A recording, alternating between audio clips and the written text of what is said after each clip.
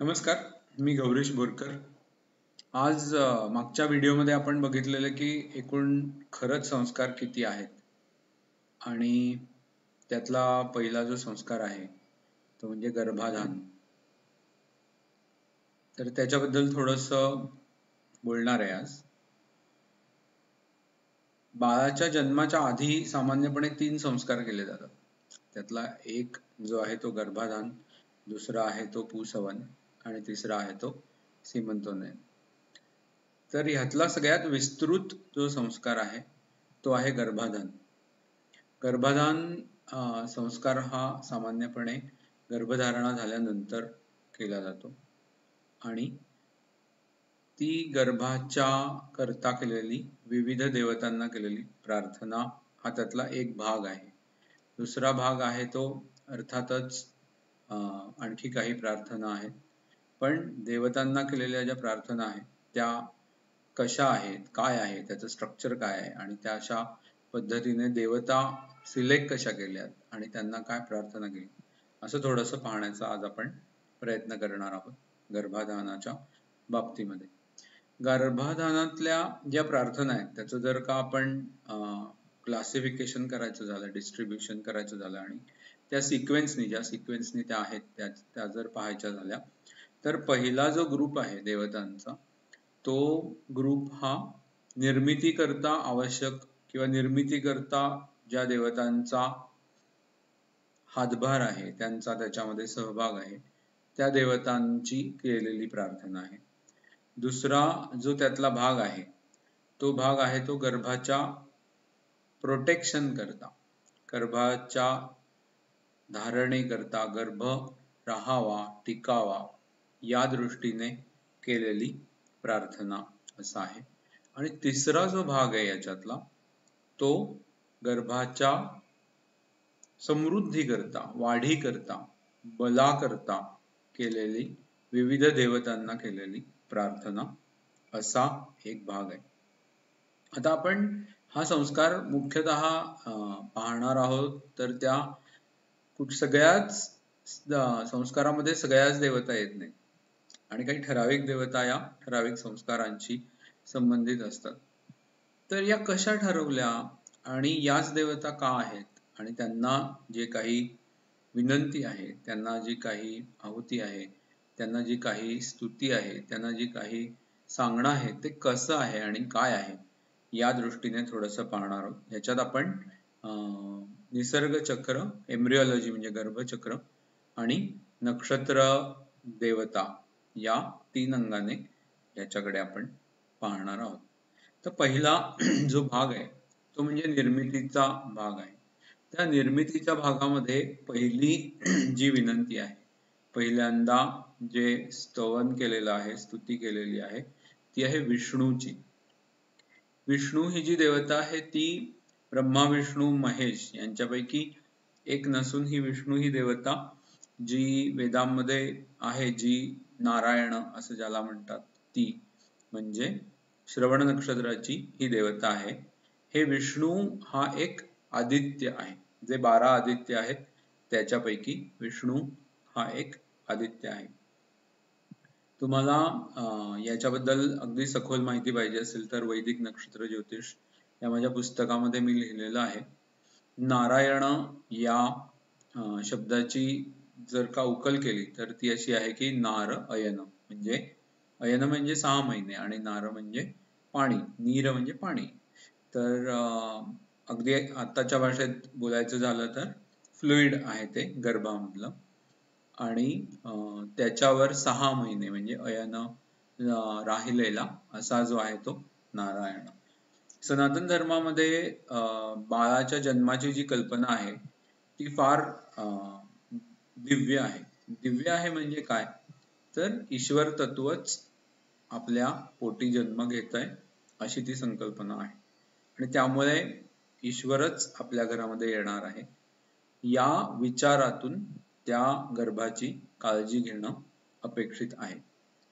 आणि त्याच्यामध्ये जो शेष आहे, आश्लेषा नक्षत्राचा जी देवता शेष आहे तो आता नारायण स्वरूपामध्ये निर्माण म्हणजे ट्रान्सफॉर्म झालेला.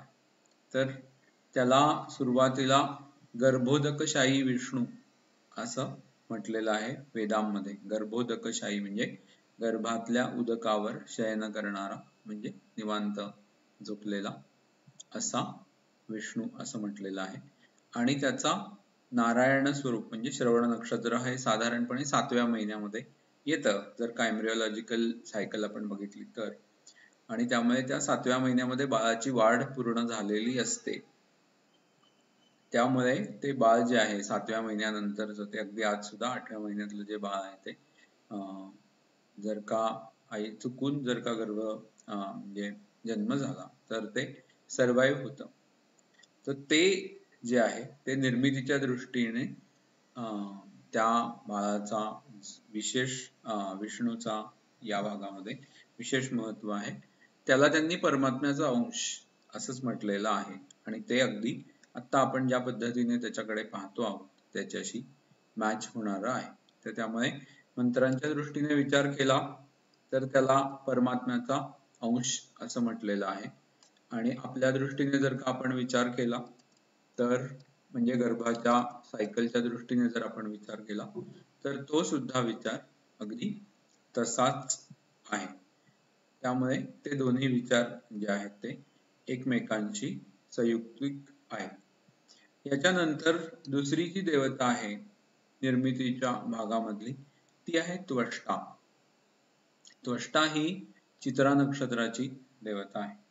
त्वष्टा जे आहेत ते रचनाकार, देवांचे रचनाकार आहेत. अनेक जण त्यांना म्हणजे त्यांची जी स्कोप आहे तो मर्यादित करून ते भवन निर्माण करणारे म्हणजे घर निर्माण करणारे वगैरे अशा पद्धतीने पाहतात. पण त्याचा स्कोप खूप मोठा आहे आणि तो म्हणजे रचनाकार, रचना करणारे असा त्वष्टा यांचा स्कोप आहे. आणि विष्णू हे जसे आदित्य आहेत तसे त्वष्टा हे सुद्धा एक आदित्य आहेत.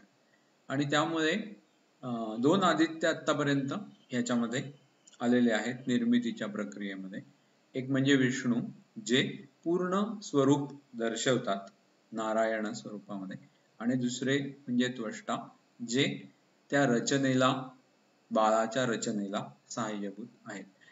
गर्भाधानाच्या मंत्रामध्ये सुद्धा रचना करणारे म्हणूनच त्यांचं स्तवन केलेलं आहे, त्यांना वंदन केलेलं आहे. आणि त्यामुळे चित्रा नक्षत्र जे आहे त्याचं थोडंसं आपण काही काळाने बघूया की हे नक्षत्र कुठल्या राशीमध्ये येतात आणि त्यांचा एकमेकांशी संबंध कसा आहे आणि त्या देवतांचा एकमेकांशी संबंध कसा लागतो. पण त्वष्टा हे जे आहे ते निर्माण रचनाकार आहे, रचना करणारे आहे. तिसरी जी देवता आहे ती आहे प्रजापती. प्रजापती म्हणजे आपण म्हणतो की ब्रह्मदेव. ऍक्च्युली जसा स्कोप बदलतो तशी देवतांची नावं बदलतात. ज्यावेळी निर्मिती ही विश्वाची होत असते, ब्रह्माची होत असते, त्यावेळी त्यांना ब्रह्मदेव म्हटलेलं असतं. आणि ज्यावेळी जीवाची निर्मिती होते त्यावेळी त्यांना प्रजापती असं म्हटलेलं असतं. तर त्यामुळे आता आपण गर्भाधानाचा विषय पाहतो आहोत, त्यामुळे त्यांना इथे प्रजापती असं म्हटलेलं आहे. आणि ते प्रजापती जे आहेत ते निर्माण करणारे प्राण्यांची, प्राणी निर्माण करणारे किंवा प्राण्यांची जी जो जन्म आहे त्याची सुरुवात करून देणारे म्हणून प्रजापती हे इथे विशेष आहेत निर्मितीच्या भागामध्ये. त्याच्यानंतर पुढची जी देवता आहे ती आहे सिनीवाली. थोडस सांगतो राशींच्या दृष्टीने. तर त्वष्टा ही देवता जी आहे ती चित्रा नक्षत्राची आहे आणि चित्रा नक्षत्राचा जो पहिला भाग आहे तो कन्या राशीमध्ये येतो. विष्णू ही श्रवण नक्षत्राची देवता आहे आणि श्रवण नक्षत्र हे मकर राशीमध्ये येतं. आणि प्रजापती जे आहेत ते रोहिणी नक्षत्राची देवता आहेत आणि रोहिणी नक्षत्र जे आहे ते वृषभ राशीमध्ये येतं. तर त्यामुळे आपण जर का हे तीन देवता पाहिल्या आणि त्यांची नक्षत्र आणि राशी पाहिल्या तर तुमच्या लक्षात येईल की हे तिन्ही जे आहेत या अर्थपुरुषार्थाच्या राशी आहे. अर्थपुरुषार्थ जो आहे तो अर्थ म्हणजे पैसा या अर्थाने नाही आहे हे इथे लक्षात येईल. तर ते रिसोर्सेस म्हणजे साधन संपत्ती या अर्थाने आहे. आणि निर्मितीच्या दृष्टीने साधन संपत्तीच्या दृष्टीने आवश्यक जी आहे म्हणजे निर्मितीला आवश्यक असणारी साधन संपत्ती या दृष्टीने जर विचार केला तर ही नक्षत्र आणि या राशी ज्या आहेत या विशेष आहेत. दुसरा त्याला एक अँगल आहे तो म्हणजे एम्ब्रियोलॉजिकल सायकलच्या अँगलने जर विचार केला तर गर्भचक्राच्या अँगलने जर विचार केला तर पहिलं ट्रायमेस्टर हे कन्या राशीमध्ये संपतं. दुसरं ट्रायमेस्टर जे आहे ते मकर राशीमध्ये संपतं. तिसरं ट्रायमेस्टर ऍक्च्युअली मीन राशीमध्ये संपतं. पण जर का राशींचा विचार केला आणि आपल्याला इक्वल डिस्ट्रीब्युशन करायचं असेल तर रोहिणी नक्षत्र हे जन्मानंतर येतं आणि जन्मानंतर जरी आलं तरी त्या दृष्टीने ते त्या त्रिकोणामध्ये आल्यामुळे आणि प्रजापती हे निर्माण करते आहेत या दृष्टीने ती रास जी आहे ती वृषभ ही अगदी तिथे अर्थ त्रिकोणाच्या दृष्टीने साधन संपत्तीच्या दृष्टीने योग्य आहे. आणि ती देवता का तिथे आवश्यक आहे ते तर मी सांगितलंच. आता याच्या पुढची जी देवता आहे निर्मितीला मदत करणारी का निर्मितीमध्ये जिचा मोठा सहभाग आहे ती आहे सिनीवाली. सिनीवाली ही जी देवता आहे ती ऍक्च्युअली सिंचन करणारी असं म्हणून तिला सिनीवाली असं म्हटलेलं आहे. नक्षत्रांच्या दृष्टीने विचार केला तर ती देवी आदिती आहे आणि ती पुनर्वसू नक्षत्राची देवता आहे. पुनर्वसू नक्षत्राची जी देवता आहे ती देवी आदिती ही आदित्यांची आई आहे. दोन आदित्य आपण आधीच बघितले जे या निर्मितीमध्ये आहेत आणि त्या आदित्यांची जी आई आहे माता आहे ती सुद्धा निर्मितीच्या प्रोसेसमध्ये आहे आणि ती म्हणजे देवी आदिती. पुनर्वसू या नक्षत्राचं नावच विशेष आहे. पुन्हा वसू. वसू जे आहेत ते अष्टवसूंपैकी जे वसू आहेत ते पुन्हा वसन या शब्दापासून ते निर्माण झाले. त्यामुळे पुन्हा होणारं जे वसन आहे पुन्हा होणारा जो जन्म आहे तो पुनर्वसूपासून एम्ब्रियोलॉजिकल सायकल नुसार सुरू होतो आणि कन्सेप्शन किंवा गर्भधारणा ही पुनर्वसू नक्षत्रामध्ये होते आणि पुढच्या ज्या गोष्टी आहेत त्या अर्थातच त्याच्यानंतर होतात. तर त्यामुळे देवी आदिती किंवा सिनीवाली त्या दृष्टीने अत्यंत महत्वाची देवता आहे. ती या निर्मितीच्या चक्रामध्ये निर्मिती करता आवश्यक देवतांमध्ये घेतलेली आहे. आणि पाचवी देवता जी आहे जी निर्मिती करता जिचं स्तवन केलं जातं ती म्हणजे अश्विनी कुमार. अश्विनी कुमार ही अश्विनी नक्षत्राची देवता आहे. ते दोघे जुळे बंधू आहेत आणि ते देवांचे वैद्य आहेत. त्यांना इथे घेण्याचं कारण की गर्भ जो आहे तो जरी धारणा झाली तरी तो योग्य पद्धतीने त्याच्यातून कुठलाही दोष निर्माण होऊ नये. त्याच्यात जर काही निर्माण झाला तर तो दोष दूर व्हावा. त्याच्यात जर काही अडचणी आल्या गर्भाला तर त्या सोडवल्या जाव्यात या दृष्टीने अश्विनी कुमार ही देवता इथे आलेली आहे. आणि त्यामुळे या पाच देवतांचा निर्मिती करता या पाच देवतांचं स्तवन केलेलं आहे. त्यांचा रोल सांगितलेला आहे. जसं की विष्णू ही परमात्मा शक्ती असं सांगितलेलं आहे. त्यानंतर त्वष्टा हा रचनाकार असं सांगितलेलं आहे. प्रजापती हा प्राण्यांना उत्पन्न करणारा असं सांगितलेलं आहे. सिनीवाली ही सिंचन करणारी म्हणजे त्याला आवश्यक असलेल्या रिसोर्सेस देणारी म्हणून सांगितलेली आहे. आणि बाकी शेवटची जी देवता आहे म्हणजे अश्विनी कुमार हे जे आहेत ते या सगळ्यांना मदत करणारे सपोर्ट करणारे या दृष्टीने त्यांना त्याच्यातले दोष जे आहेत ते दोष काढणारे या दृष्टीने त्यांचं महत्व इथे सांगितलेलं आहे.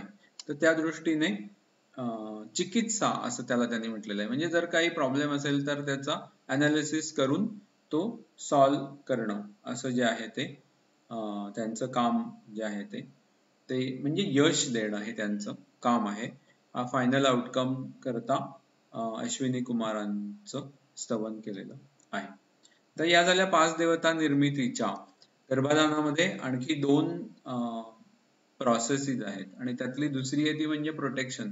गर्भाला प्रोटेक्ट करणं हे तेवढंच आवश्यक आहे आणि त्याच्याकरता ज्या देवता आहेत तर त्याच्यामध्ये त्यांनी 3 लोक मानलेले आहेत. एक म्हणजे द्यूलोक, दुसरा म्हणजे आकाश आणि तिसरा म्हणजे पृथ्वी. आणि या 3 लोकांमध्ये 3 देवता त्यांनी त्यांचं स्तवन केलेलं आहे. त्यांना विनंती केलेली आहे की गर्भाचं प्रोटेक्शन करा. आता या 3 लोकांमध्ये प्रोटेक्शन करायची काय गरज आहे? याचं कारण की देहामध्ये जीवाची ज्यावेळी जीव येतो त्यावेळी तो जीव काही फक्त पृथ्वीवरच असेल असं नाही, तर तो आकाशामध्ये असेल किंवा तो द्यूलोकामध्ये असण्याची सगळ्यात जास्त शक्यता आहे. म्हणून द्यूलोकाचा जो स्वामी आहे तो म्हणजे सूर्य. आदित्य नाही, इथे त्याला त्यांनी सूर्य असं म्हटलेलं आहे. म्हणजे तो जो ग्रह आहे, तारा आहे, तो तारा, तर त्याची विनंती केलेली आहे की द्यूलोकामध्ये. द्यूलोक म्हणजे काय, तर अंतरिक्षाच्या पुढे जे आहे तो द्यूलोक. म्हणजे आपल्या दृष्टीने जर बघितलं तर अवकाश. आणि वायूची त्यांनी स्तुती केलेली आहे अंतरिक्ष. अंतःइक्ष म्हणजे जे दिसतं ते, जिथपर्यंत दिसतं ते अंतरिक्ष म्हणजे थोडक्यात आकाश. वातावरण जिथपर्यंत आहे तो भाग जो आहे तिथे ज्यावेळी गर्भाचं त्या भागामध्ये जीवाचं प्रोटेक्शन व्हावं या दृष्टीने वायूची स्तुती केलेली आहे.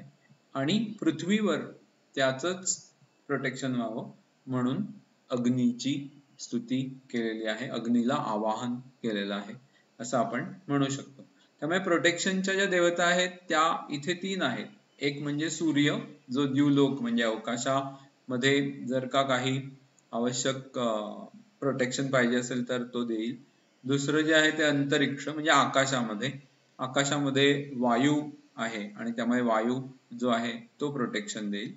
आणि पृथ्वीवर प्रोटेक्शन देणारा अग्नी, तर तो प्रोटेक्शन देईल. अशा 3 वेगवेगळ्या जागांमध्ये, स्पेसेसमध्ये 3 वेगवेगळ्या देवतांना आवाहन केलेलं आहे की त्या गर्भाला आणि गर्भात येणाऱ्या जीवाला प्रोटेक्ट करा. गर्भ म्हणजे आता देहाच्या अंगाने तो आईच्या मातेच्या उदरामध्ये आहे, पण अदरवाईज तो जीव या दृष्टीने बघितला तर कुठल्याही वेगवेगळ्या लोकांमध्ये असू शकतो आणि तो तिथे येईपर्यंत मध्ये त्याला काही त्रास होऊ नये, अडचण होऊ नये, त्याचा मार्ग जो आहे तो सुखद असावा या दृष्टीने या 3 लोकांमध्ये त्या गर्भाला आणि जीवाला प्रोटेक्शन दिलेलं आहे, देण्याकरता आवाहन केलेलं आहे. आता तिसरा जो आहे तो भाग आहे तो सुदृढ असावा गर्भ म्हणून केलेला भाग आहे. आणि त्याकरता पुन्हा 6 देवतांना आवाहन केलेलं आहे. आणि या ज्या 6 देवता आहेत त्या 6 देवता ज्या आहेत त्यातले बरेचसे पुन्हा आदित्य आहेत. आदित्य या शब्दाचा अर्थ आदिती असं ज्यावेळी आपण म्हणतो त्यावेळी आदी आणि इति. आदी म्हणजे सुरुवात आणि इति म्हणजे शेवट. सुरुवातीपासून शेवटपर्यंत जी असते तिला आदिती असं म्हणतात. आणि तिच्यापासून निर्माण झालेले जे आहेत ते आदित्य. ह्या आदित्यांचं मूळ काम काय आहे तर मेंटेनन्स, सिस्टम रन करणं हे आदित्यांचं मूळ काम आहे. आणि त्यामुळे जर का नक्षत्र म्हणून पाहिलं, नक्षत्र स्वामी म्हणून पाहिलं तर ते मेनली या भागामध्ये येतात जो प्रोसेसचा आहे. आणि तो प्रोसेसचा जो भाग आहे तो जर का गर्भचक्र पाहिलं तर तो दुसऱ्या ट्रायमेस्टर मध्ये असतो. म्हणजे चौथा, 5वा, 6वा महिना असं आपण त्याला म्हणू शकतो. तर हे जे दुसरं ट्रायमेस्टर आहे त्याच्यामध्ये बेसिकली सगळ्या सिस्टम्स पहिल्या ट्रायमेस्टर मध्ये तयार होतात आणि दुसऱ्या ट्रायमेस्टर मध्ये त्या डेव्हलप होतात, फुल्ली फंक्शनल होतात. आणि त्याच्याकरता आदित्य जे आहेत त्यांचा मेन रोल आहे गर्भचक्राच्या दृष्टीने. इथे पण त्याच आदित्यांना बलकारक असावा, बल वाढावं, सुदृढ व्हावा बाळ म्हणून त्यांना आवाहन केलेलं आहे, त्यांची स्तुती केलेली आहे. त्याच्यातला पहिला जो आहे तो आहे सवितृ. सवितृ ही हस्त नक्षत्राची देवता आहे. आणि मी तुम्हाला आत्ता म्हणत होतो तसं की सवितृ पासून किंवा ऍक्च्युली उत्तरापासून पुढे म्हणजे उत्तरा आणि हस्त, तर उत्तरापासून पुढे दुसरं ट्रायमेस्टर सुरू होतं. आणि आता आपण ज्या देवता पाहणार आहोत त्या आदित्य जे आहेत ते बरेचसे आदित्य हे त्या नक्षत्रामध्ये येतात, जी नक्षत्र ही दुसऱ्या ट्रायमेस्टर मध्ये आहेत. उदाहरणार्थ सवितृ ही हस्त नक्षत्राची देवता आहे, तो दुसऱ्या ट्रायमेस्टर मध्ये आहे. त्याच्यानंतर मित्र त्यांनी इथे घेतलेला आहे. हे सगळे जे आहेत हे सुदृढ करण्याकरता या देवता घेण्याचं आणखीन एक कारण की हे स्वतःच खूप समृद्ध आहेत, सबल आहेत, पॉवरफुल आहेत.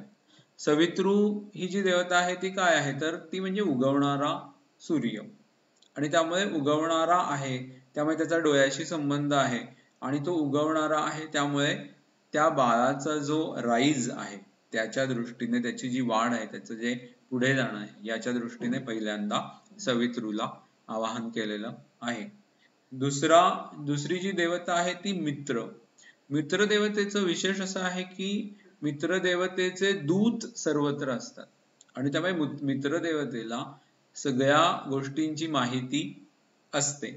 मित्र ही अनुराधा नक्षत्राची देवता आहे. मित्र हा शब्द आपण मैत्री या संबंधाने वापरतो, आणि त्या दृष्टीने सुद्धा इतर एनर्जीशी, इतर जागेच्या शक्तींशी संबंध ठेवणं या दृष्टीने मित्र या देवतेचं, अगदी शरीरामधल्या सुद्धा वेगवेगळ्या सिस्टम्सचा एकमेकांशी येणारा संबंध, या दृष्टीने सुद्धा मित्र हे जी देवता आहे, पुन्हा तो आदित्य आहे, ती महत्वाची आहे.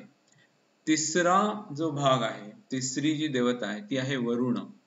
वरुण हा पूर्वी इंद्र होता, म्हणजे राजा होता, आणि तो लोकांनी निवडलेला राजा होता.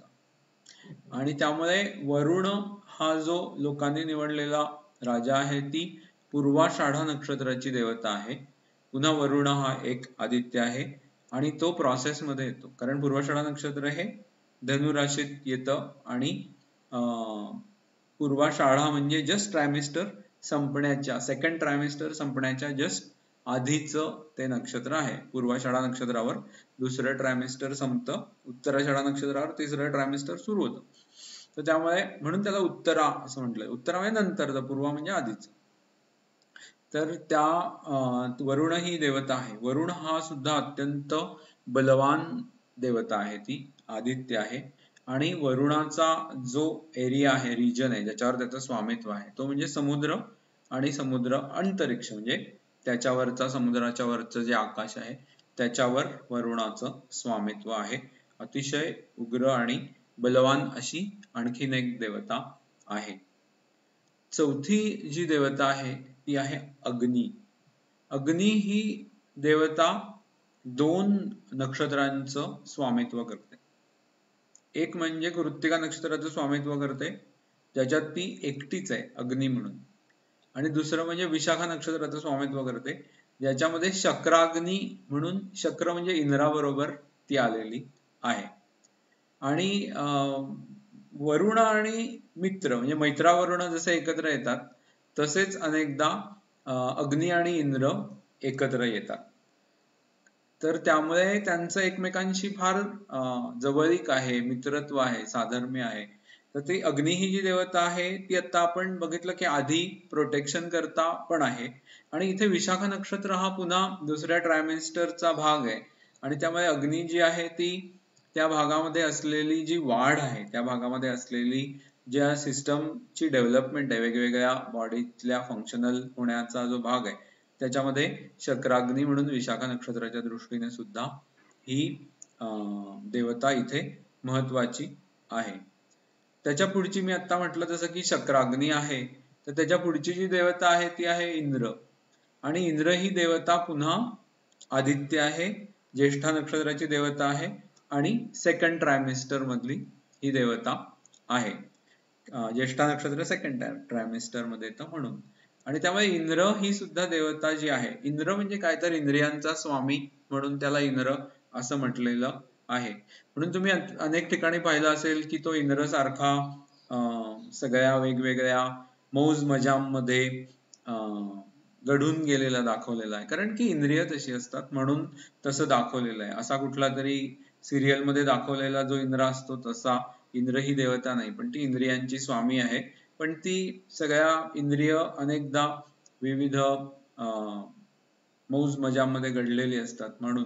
आणि मौज मजामध्ये घडलेली जी इंद्रिय असतात त्यांना वास्तवाचं भान नसल्यामुळे ती घाबरलेली असतात आणि म्हणून तो इंद्रज आहे, कारण की कर्तव्य करायच्या ऐवजी मौज मजा चाललेल्या आहेत आणि त्यामुळे ती घाबरलेली आहेत आणि त्यामुळे कोणीतरी आपलं घेईल की काय, आपलं जे काही सत्ता आहे ती आपली जाईल की काय, ही भीती जी आहे ती इंद्राला दाखवलेली आहे.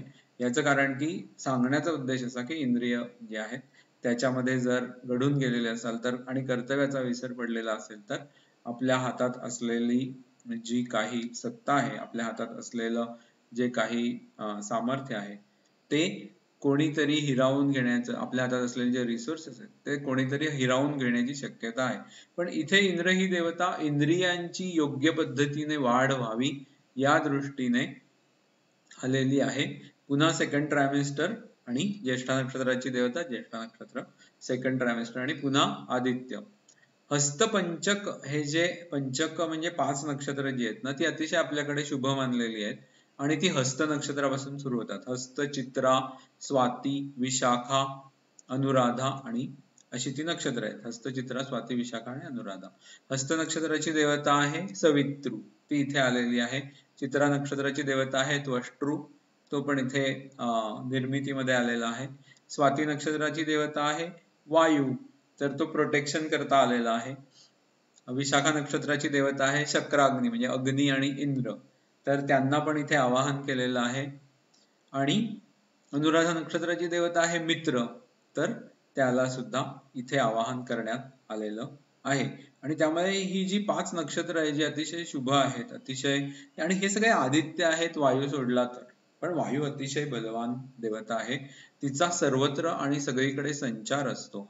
आणि विशेष सांगितलेलं आहे की वायूला हरवणारं कोणीही दुसरं नाही आणि त्यामुळे वायू ही अतिशय बलवान देवता असल्यामुळे प्रोटेक्शन करता इथे तिला आवाहन केलेलं आहे. तर ही जी 5 नक्षत्र आहेत हस्तपंचक त्याच्या देवतांना गर्भाधानाच्या वेळी आवाहन करून परत ही 5 नक्षत्र जी आहेत ती गर्भाच्या वाढीच्या दृष्टीने महत्वाची आहेत, कारण ती सेकंड ट्रायमेस्टर मध्ये येतात, त्या दृष्टीने त्याच्या देवतांना आवाहन केलेलं आहे. योग्य पद्धतीने वाढ व्हावी बाळाची या दृष्टीने यांना आवाहन केलेलं आहे. आणि एका देवतेला इथे आवाहन केलेलं आहे, ती म्हणजे बृहस्पती. बृहस्पती म्हणजे मोठा स्वामी, मोठा देव असं, काही वेळा त्याला गुरु असं पण म्हणतात, पण ते ग्रहांच्या दृष्टीने. बृहस्पती ही एक वेगळी देवता आहे जी इंद्राला गायडन्स करणारी आहे, इंद्राला ओपिनियन देणारी आहे, इंद्राला कन्सल्टिंग देणारी अशी देवता आहे. आणि ती पुष्य नक्षत्राची देवता आहे. पुष्य नक्षत्राला वेदांमध्ये तिष्य असं म्हटलेलं आहे. आणि तिष्य असं का म्हटलेलं तर वाढ होणार असं जे आहे ते. पुनर्वसू नक्षत्रामध्ये गर्भधारणा होते, कन्सेप्शन होतं, आणि त्याच्यानंतर जे पुष्य नक्षत्र आहे त्याच्यामध्ये वाढ होते. आणि त्यामुळे पुढचा जरी भाग महत्वाचा असला सेकंड ट्रायमेस्टरचा, तरी फर्स्ट ट्रायमेस्टरचा विचार करता आदिती म्हणजे सिनीवाली जी देवता आहे ती आणि बृहस्पती ही पुष्य नक्षत्राची देवता आहे ती, या दोन देवतांना फर्स्ट ट्रायमेस्टरच्या विशेष आवाहन केलेलं आहे. गर्भधारणा झाल्यानंतर गर्भाच्या वाढी करता त्या दोघांची आवश्यकता आहे आणि वाढ होताना बलाचा आधार मिळावा, त्यांना बल मिळावं या दृष्टीने बृहस्पतीला आवाहन केलेलं आहे. तर अशा पद्धतीने तुम्ही विचार केलात तर त्याच्यामध्ये 2 दृष्टिकोन आहेत.